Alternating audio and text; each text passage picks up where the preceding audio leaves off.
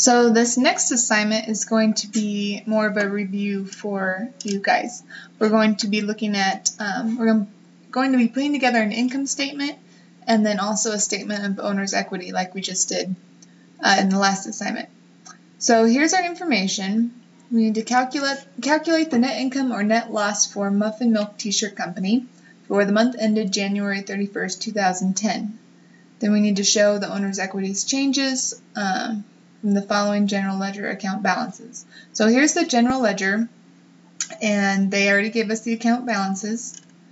So now we have to complete our income statement. So for the first line of our income statement, we always look at our revenue. So let's look up here, and it looks like we have one revenue account called fees revenue. So we want to copy that down here. And since we're not adding it to any other revenue account, we can go ahead and put that amount over in this right column. And then we're looking at our expenses, which we can see we have advertising,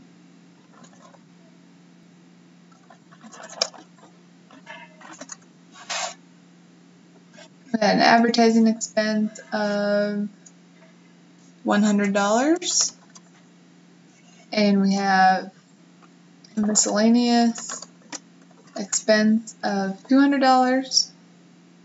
I don't know why mine is centered. I like to have it over $200. And then we have a rent expense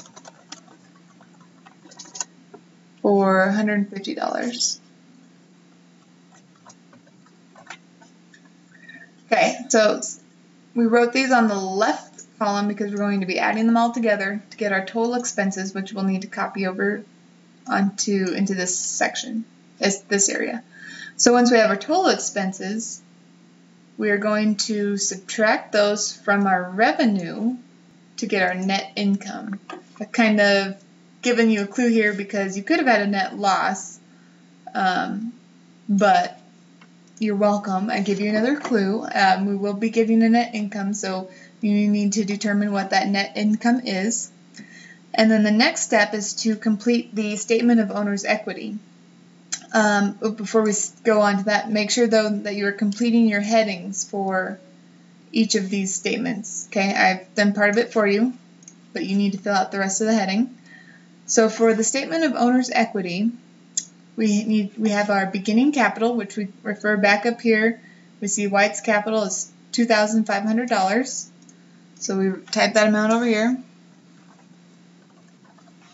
Okay, then we add our net income, which you should get from this total right here is your net income. So you're going to copy that answer, that number, and put it into your net income.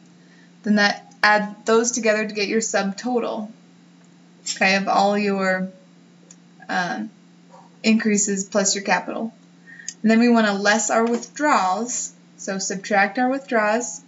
So White's withdrawals totaled $500. So we put that amount in here, and then we subtract our withdrawals from our subtotal that we get with our capital and net income, and then that gives us the ending capital for that month.